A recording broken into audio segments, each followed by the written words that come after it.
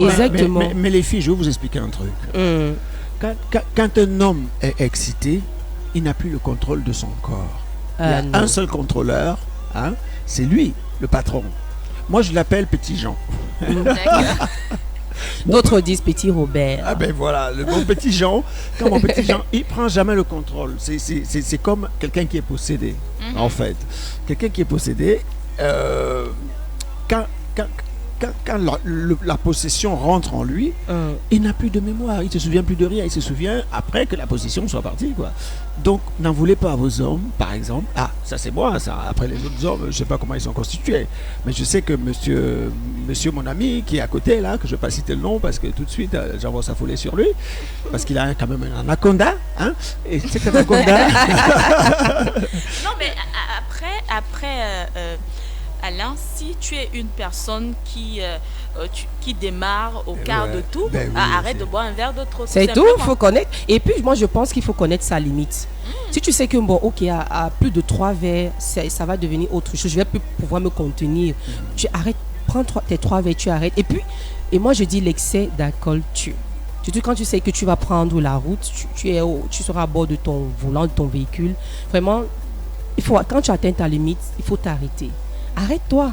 Il y a des gens qui disent que c'est quand ils sont sous qu'ils réfléchissent. Qu'il est plus réfléchi. Non, qu'il est prudent sur la route. Non, mais c'est pas... Il y a des gens comme ça. Mais dis-moi, mais je pense pas. Revenons un peu à nos moutons. On est sur Radio Carrefour à 106.3. À côté de moi, sur ma droite, j'ai Grace Gaudy. Hein. Grace Gaudy, tu seras pour les prochaines matinales de 6h à 9h. Tu penses que tu y seras pour apporter un peu de toi à cette matinale de Radio Carrefour? Déjà...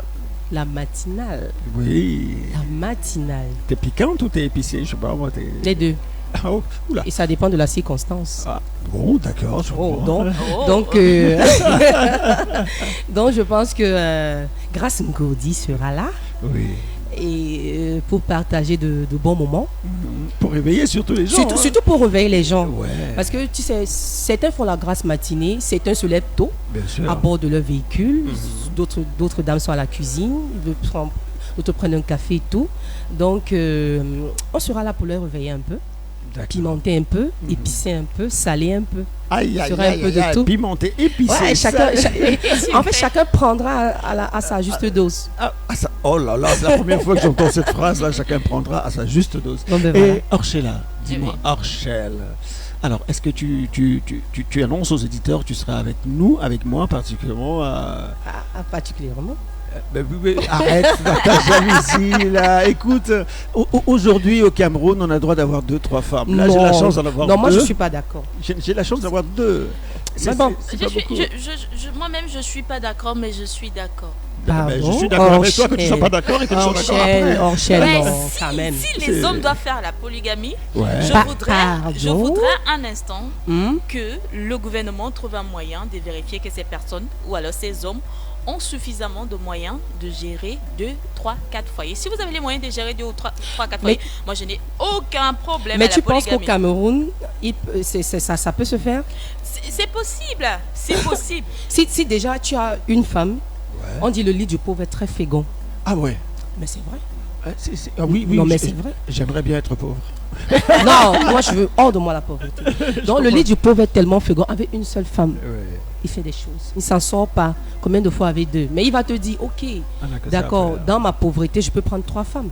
Et je te dis, avec les hommes et parfois avec leur mentalité, ils vont t'amener dans son univers. Mais il va te dire, bon, ok, je te donne 1000 francs, je suis contente de ça, 2000, te donne. Mais la polygamie, c'est pour les riches en fait. Mais grâce. Aussi, je pense que je suis pour et je suis contre. Tu vois, si un homme au départ n'est vraiment pas stable financièrement, il a une femme, et qu'il continue à rester dans la même situation financière avec cette même femme, c'est qu'il y a un problème. Alors il est possible de prendre une deuxième femme et peut-être la situation va changer parce que cette dernière va apporter un plus.